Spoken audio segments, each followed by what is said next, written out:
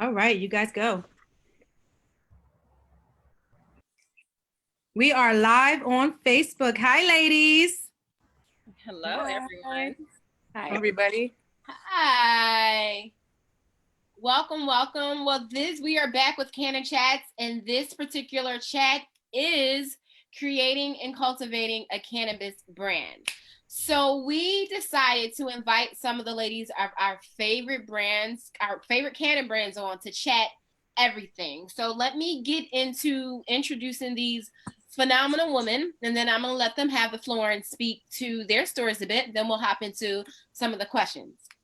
No other than the Kush Queen herself, our favorite leading CBD product. She's the OG in the industry. Everyone knows and respects her. We have Miss Olivia Alexander. And THC, because I have the THC. Everything. I have vagina highs, but we're gonna get into that. Oh, Dee's been talking about the moment she's like, oh, we have to get Olivia. We have to get Olivia. Yeah. Since day one, she's like, we have to. So I know Dee has a handful of questions for you.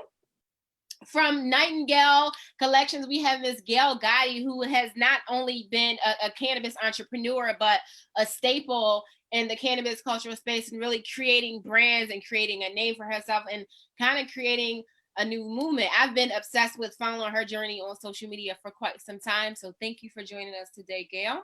For having me. And from our favorite rapper's favorite canna brand, the queen over there that's holding everything together over at Saucy, we have Miss Schreen Gomez. Thank you, ladies, for joining us. Thank you. I'm going to open the floor to you, ladies, and you each can speak a bit about, your journey, your experience in creating and cultivating a cannabis brand. Well, why don't we let the OG go first? Oh, stop it.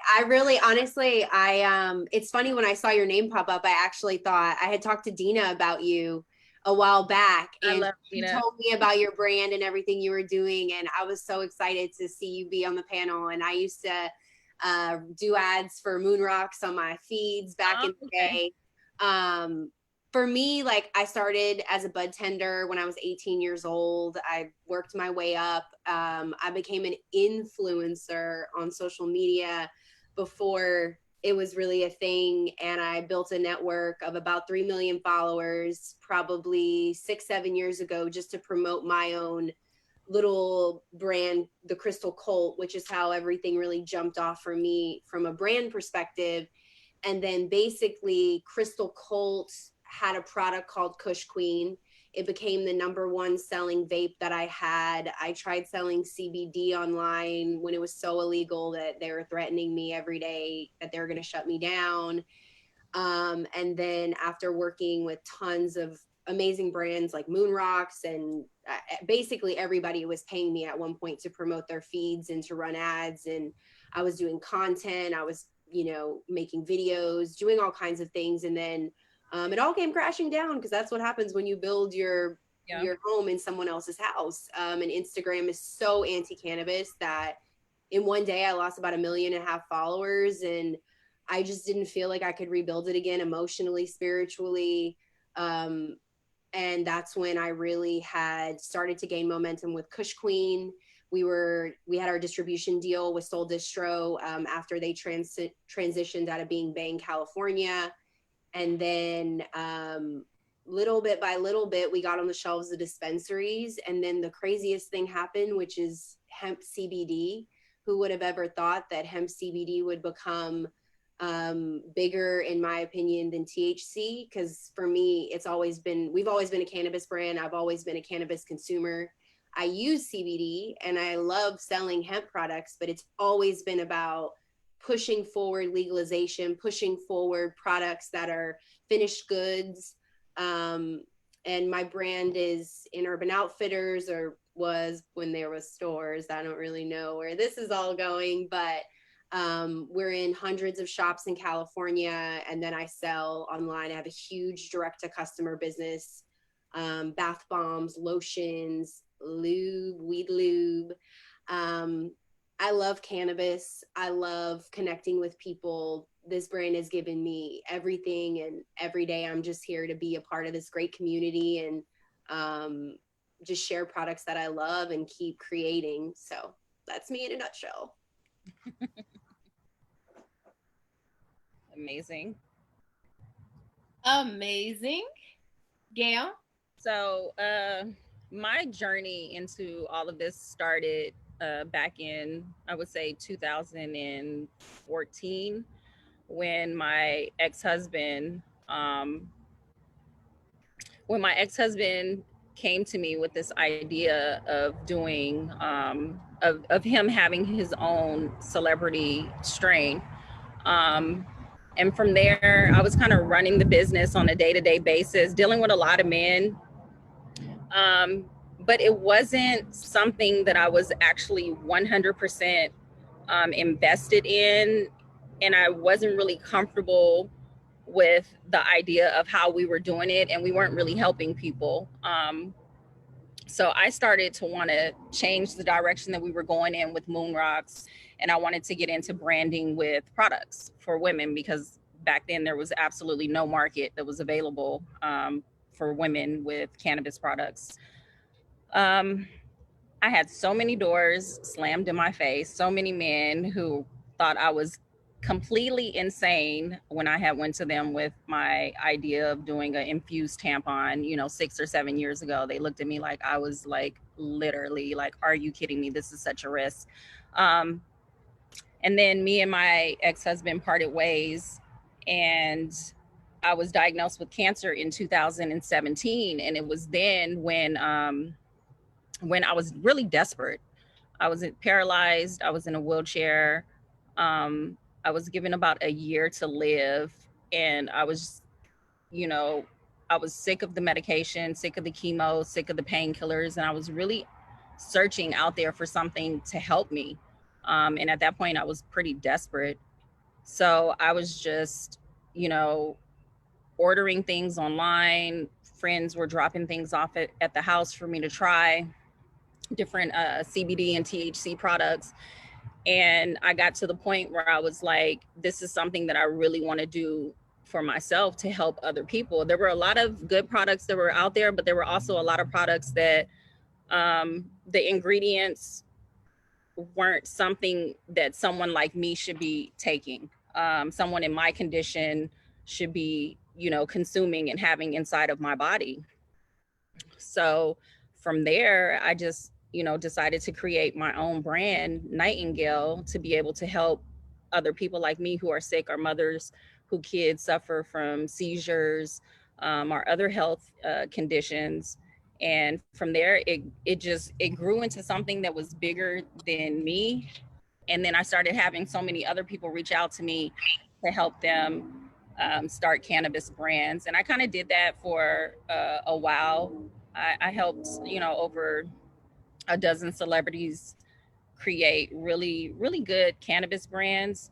But it got to a point where that was also boring for me, because for them, it was more about the money. And for me, it was about the passion. So I kind of branched off from doing that and just focusing on my own thing. And that's kind of where I am now, just focusing on my own company, putting everything back into myself. I found myself over the years helping so many people create so many companies. And, when they do interviews, they never speak on me. They never talk about me. I never get my credit. I never, they kind of sweep me under the rug. And I'm like, the whole time, I'm like, I'm the woman with the ideas. I'm the woman that's bringing all the pieces to the table. And I was like, I'm just going to do my own thing. And that's kind of where I am now. Well, it's definitely paying off. And there's a few things I want to address after we let Schreen speak, but definitely want to address how you're doing things for the passion and not the money, but also the advantageous side effects of how it's affected your health. And also you spoke to, being a woman in the industry, I want to talk about the parallel or the struggles that you ladies may have went through, as opposed to your male counterparts. I'm getting excited and going ahead of myself, but Schreen, I'll let you speak. Don't worry, mine's short and sweet. My background actually isn't really inclusive of cannabis. Really, I actually just kind of killed the corporate America scheme in the last year. Really last 6 months. I was working as an investment administrator with portfolio management and retirement funds and just wealth management in general, and decided that it was just something new, something exciting that I could dive into. You know, I had an opportunity in working with Jim Jones, and just decided that, you know, I got kind of pushed in the corner, like make a decision. So cannabis has always been kind of, you know, it's always been an interest because most of us use it in some form or fashion. But for me, it was kind of always like a taboo. I was destined to be a desk junkie, you know, just go and get a good state job or work, you know, for some corporate position and just kind of keep your head down. And it was kind of like, I think I'm going to dive into this and get comfortable in it. And, you know, the music industry was already kind of crazy for me to even participate in. And so now it's kind of like I got the spot in the middle of it where I can, you know, learn how to, you know, use my skills that came from having a corporate job for almost 20 years to coming in and saying, okay, this is completely new for me. So I, you know, still have a lot to learn. I have a lot to give and gain, you know, to the cannabis industry, especially as a woman. So, you know, non-traditional, but at the same time, you know, I still have some strengths I think that I can add to the industry. So mine's a little short, not as big a background in the cannabis industry, but I think that a lot of the same parallels are there. So the parallels are definitely there, and it's really exciting too that we're still very much a very young industry, and that a lot of people are being able to transition from different places, you know, in different careers, and find their footing in cannabis and have so many different opportunities, whether it be on the creating a brand side, whether it be on the dispensary side or the growth side. There's so many opportunities. Do you ladies feel as though, you know, when creating and cultivating a brand specifically in cannabis, that being a woman has worked to your advantage, or do you feel as though you face more issues or trials, you know, more than your male counterparts? I think for me at the beginning, it was a little more difficult because there really wasn't any women that were known besides, you know, the Dr. Dina and stuff like that. Now, because there's so many women who are trailblazing in the cannabis industry, now it's definitely easier. I think people are not only paying attention to women more, but they're listening to our ideas. Yeah, I mean, in the very, very early days, because I started in like the gray area medical and I was a bud tender, like there was things that I saw and things that I experienced, and it scared me really that young women were out there at a certain period. And then all of a sudden, in the last, I would say 3 to 5 years, some of the people who've given me the biggest breaks in my career are men. They've lifted me up. I think being a woman is, it's defined my experience in this industry, and it's taught me the greatest lesson in my brand is not just inclusivity in like the corny way of like, let's be inclusive because it's cool and hip, but in the way that, because I walked a certain path and I saw things, you know, I knew it was real. And I think for some of these men out there, they don't know that it's real because they've never felt it. They've never felt what it's like to walk into a room and have someone just think that you're a pretty face, or just think that you are, you know, just some chick trying to sell girlfriend products in a dispensary. And so I always talk about being seen and the value that's given me. It's just everything. I feel heard, I feel seen. It excites me to see so many women be a part of the industry. We're the most dominant consumer from a consumer perspective in building the brand. But I think any person that wants to start a cannabis brand, if you are rooted in authenticity in your identity, in saying something that really matters, you cannot fail, because there is nothing but millions and millions and millions of dollars being run through this industry with absolutely nothing to say and absolutely no authenticity. And it's because there's no connection. And being a woman, being a white woman, even, you know, these things, I was born in Louisiana. I moved to LA when I was 13. I was born into extreme poverty. The town that I'm from is just absolutely nothing. And moving to LA and seeing wealth and seeing celebrities and seeing this whole other side of it has given me like this perspective and consciousness. And I think that I try to carry it into my brand, and then I try to just drill it into the heads of all these other people in this industry that, you know, yeah, you could sell a product to a woman, or you could sell a product, you know, to the gay community. When people say that, the gay community like that, I'm even like, oh, please stop, you know. But it's given me everything, and it's where I work from every single day. And I hope that when people start their brand or want to do something in cannabis, they come from that like authentic place, because it's where all the lessons are. Right.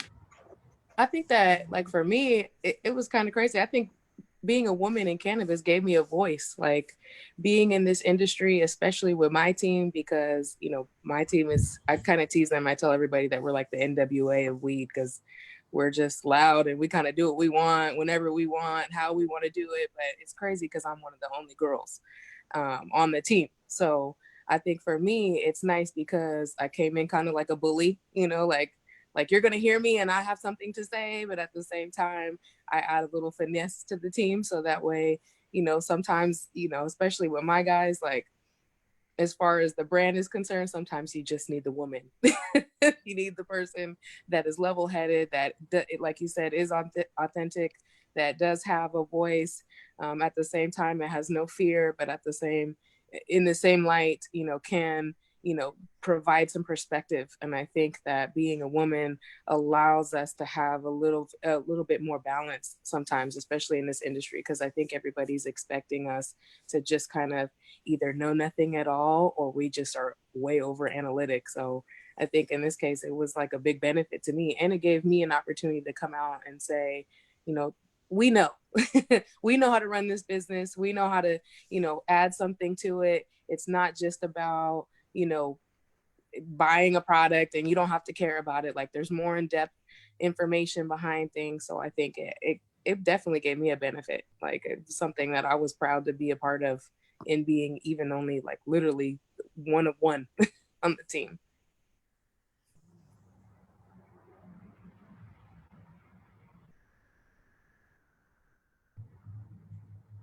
Gail, did you want to touch on that before we went to the next question? My experience as being a woman in cannabis has been a little bit different. I haven't been so fortunate to find men or partners who listen and who are so welcoming, or even, you know, take the advice that I give them without being offended by it. I've gotten to a point where I'm at the point now where I don't even like doing business with men anymore, just because of the way that they handle themselves. And it seems like every time I've been taken advantage of in business, even outside of cannabis, it's always been by a man. So I kind of just like to do business with women, and I kind of stick to that. I have no desire to get in business with men anymore, whether it's this, real estate, or whatever I'm doing. I like having an all-female team. I think it's something about women where we kind of understand each other. We're more passionate about what we're doing. We're understanding, we're mothers, we're sisters, we're wives. You know, we kind of all go through the same, you know, menstrual cycles and cramps, and, you know, we can kind of relate to each other. And it's something about that sisterhood that I really like and I adore. And that's kind of like my lane right now. As far as men, they have not made it easy for me. Every man I have done business with in cannabis has made my life hell. They've taken my companies from me. They've given me no credit. They've taken my ideas and ran off with them. And I'm not jaded from it, but I am very conscious of it and very aware. And just moving forward, I just want to do business with women. I have a predominantly female team. Even up at my C-suite level, it's really important to me that women are running the company. Mm-hmm. And it's just because we're on a different energetic pulse every day too. And I've found that a lot of men actually can't keep up with women. in the day-to-day grind, I don't think that they have the ability sometimes to multitask the way we do. I try to keep it balanced because like my brother, he's a gay man and I want him to be represented. I want him to feel that he has a place in my company. But there is definitely something when it comes to like work ethic and the like energy of it. I have leaned more towards, we're very much like 90% women at my company. So I relate.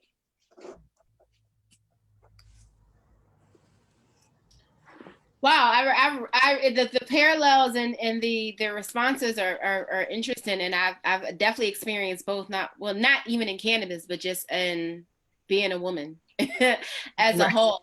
But two words that keep speaking to me are passion and authenticity. And what we spoke of earlier is of how so many people are hopping into the cannabis space right now because it's seen as the next money train, or I'm going to become a millionaire.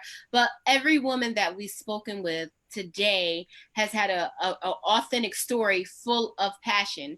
Do you feel as though, especially Olivia and Gail, since you're creating and cultivating your own brand, do you feel as though your passion and your authenticity has helped you cultivate that brand and grow that brand versus if you went into it to say, hey, I'm about to become a billionaire off of cannabis? Yeah, I think for me personally, that's been one of the biggest things is me just being, I'm an open book. It's kind of like you've been following me on Instagram. It's kind of like what you see is what you get. I'm not gonna, post pictures or try to create an image for myself that's not me. I was in my hospital bed doing chemo and sharing my journey with people. I think those bits and pieces of my life that I share with people have connected people to me in a different light and in a different way. And therefore, when I go to create businesses or I'm talking about my brand, people already know my passion. They already know my story, and that resonates with them. They know it's not something that I'm doing just because I want to make, some quick money on the side. And I won't even deal with companies that are even like that. I see so many brands online, like THCT to get skinny and all these gimmicks. And it's just like, it drives me crazy. And I always want to be I always want to go under the comments and be like, it doesn't work. THC is not going to make you skinny, but it's like, you just have to let people do their thing. And I think that's what separates me from everything. It's like, I'm very authentic in my story. It's like I said, what you see is what you get. I've shared my very public divorce with people. I've shared, my relationships problems with people, fighting cancer, going through chemotherapy, the place where I'm at right now in my life. I've been a very, very open book. And I just think that makes people appreciate what I do. And it makes them appreciate my products as well. Personally, I don't know how people exist in this space without passion. But the money and the green rush and this idea that you're going to become a millionaire or a billionaire, it got floated around in the media, and there are people who make a good living. I mean, I started my brand with $0, and I can say that, it is worth millions, but I'm not a millionaire. And every day is a struggle.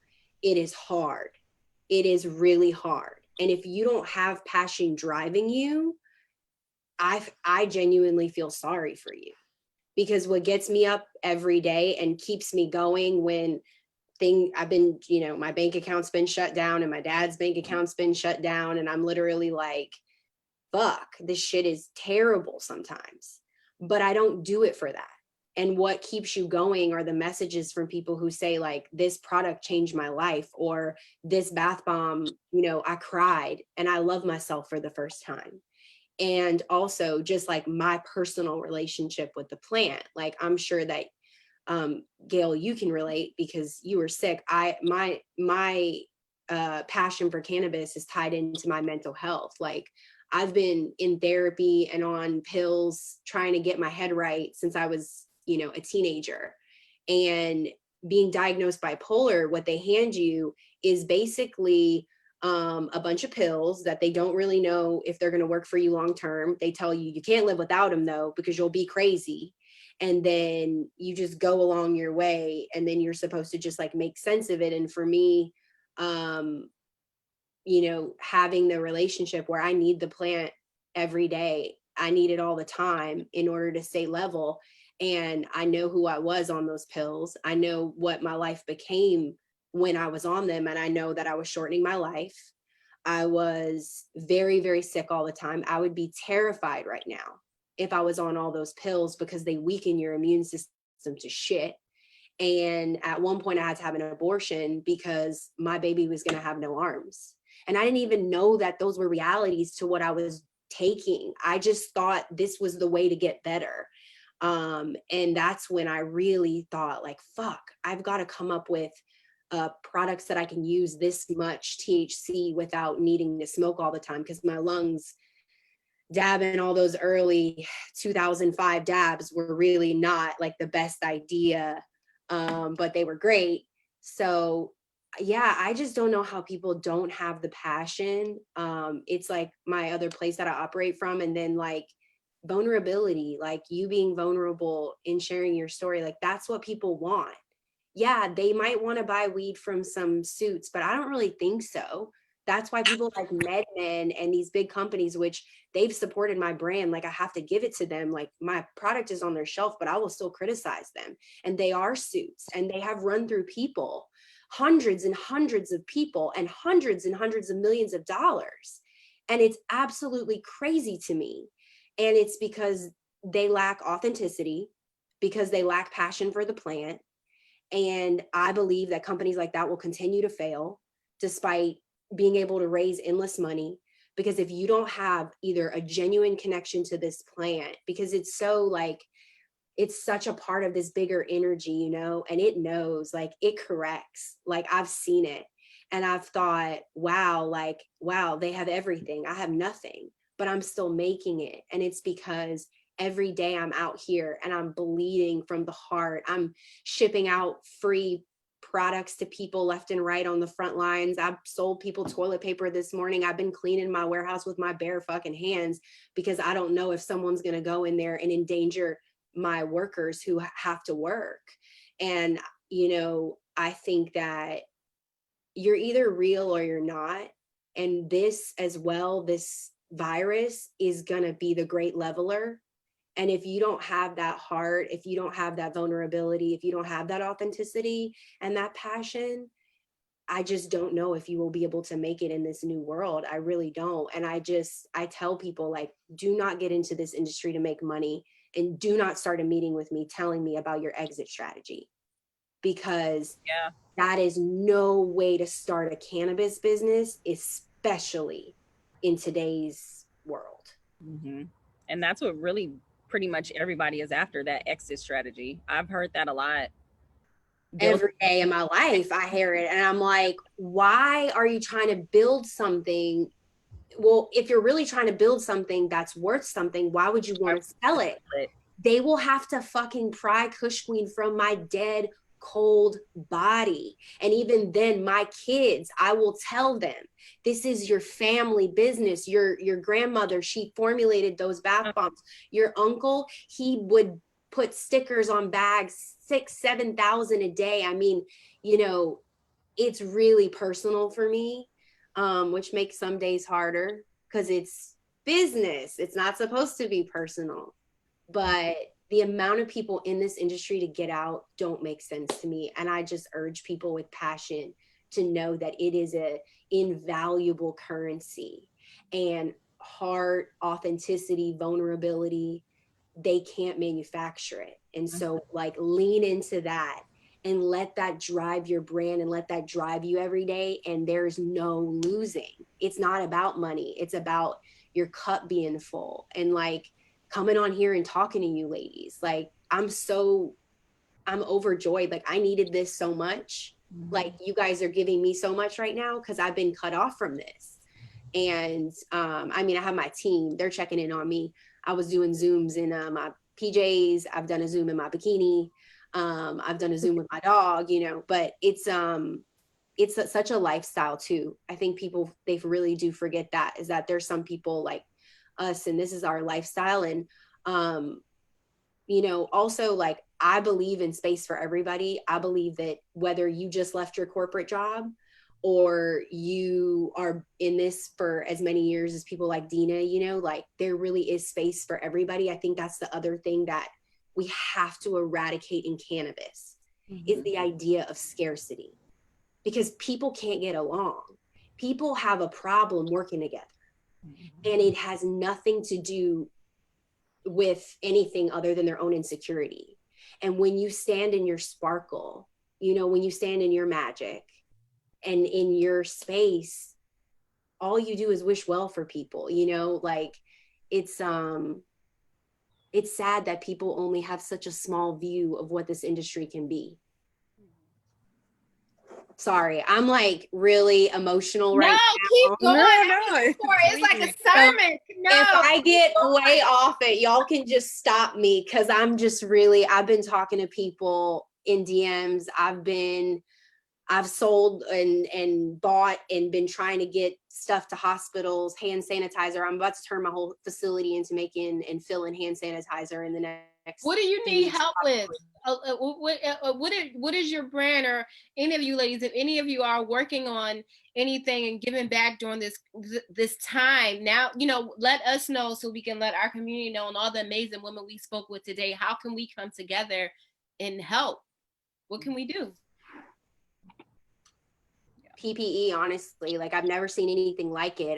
Like I said, like I've imported like thousands of masks and they're gone, you know, like the gloves and the PPE. And also it just seems like other frontline workers, like people are only thinking about the nurses and doctors, and they're important too. But, you know, I have a young girl, she messaged me and she's working for the Postal Service, and she said they gave masks to only the delivery people.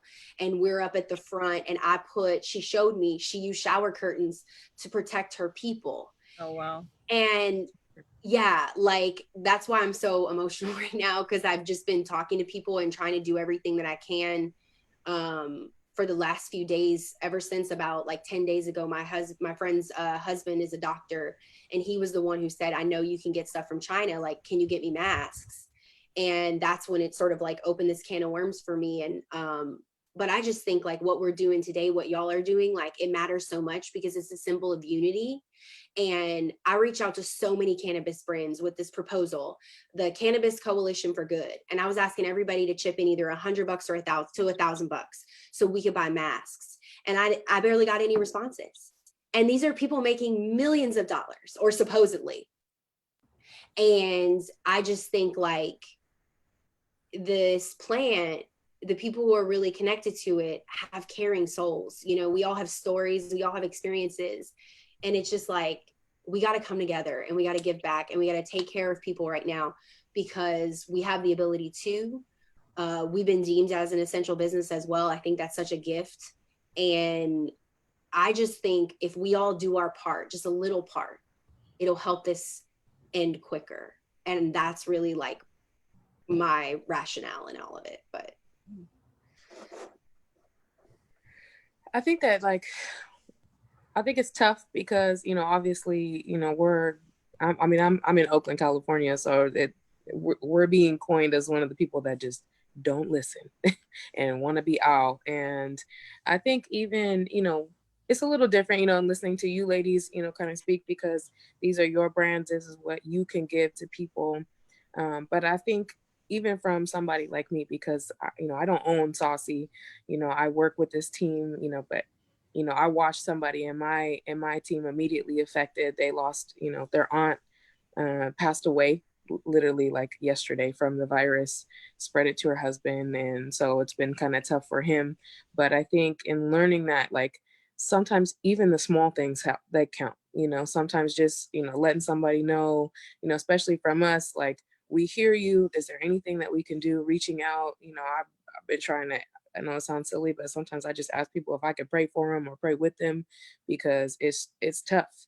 You know, we've been put into, I remember being a little worried too, because, you know, before it was essential, we were non-essential and they were going to shut the doors. And I've even seen in some cities now that they're closing the doors on some of these dispensaries and saying, if you don't have delivery, then you have to just sit down. And I think that a lot of people are forgetting that cannabis is something that these people are using not only just for medicinal purposes, but for anxiety, for just relax, just calming down, because the world is chaos. You know, all we see are people just in panic and worry and fright and fear. And so it's just, I think just remembering, like, hey, even if it's all I can do is give somebody a blunt, cool, you know, just relax. But you know, at the same time, it's just tough, because I'm just seeing people around me feel destroyed. And I think sometimes it's just even little things. You know, obviously our team is trying to do our best to locate as many masks and get as many masks as we can. But I mean, I have seen, you know, people already lose their homes. I've seen people already lose, you know, the basic necessities. You know, I was watching the earlier parts of the podcast when I think it was your behavioral, the psychologist that was on, and she was talking about, you know, Maslow's hierarchy of needs and what happens to people when, you know, they find themselves stuck, you know, because they can't provide the basic resources. If all I can do is bring some food to your house and some groceries, that's what I'm going to do, because there shouldn't be, as far as I know, as far as I'm concerned, anybody around me shouldn't be hungry. They shouldn't go without. There's not anything, you know, I realize that we don't always have all the masks and the hand sanitizer, but whatever I could give is whatever I'm trying to give back, you know, especially with, you know, us being considered essential. Like if that allows me to be on the road for a temporary drop, then that's cool. I'm going to go do that. But I think just, you know, remembering that it's okay to be human. It's okay to just pick up the phone and check on people, you know, like, you know, she was saying, like, this is the first time, just this shows unity, you know, but we've been at home for weeks. We've been at home for weeks, and some of us long before the quarantine situation, we've been at home for much longer than that, or closed off. So I think that there's an underlying blessing to it. You know, I think there's something about it that is allowing us to kind of settle in and say, let's redirect our energy, let's refocus, let's try and help how we can. But more than that, you know, what can we do to help ourselves also in this process? Because it can destroy a lot of people, especially with our minds. You know, we're trying to race, and the next thing you know, it's like everything is at a stop.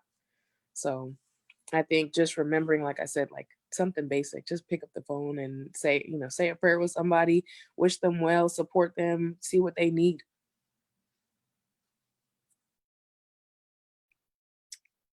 Absolutely, ladies. We are unfortunately at the end, right? Literally 60 seconds left in this chat, but I really love the direction it took.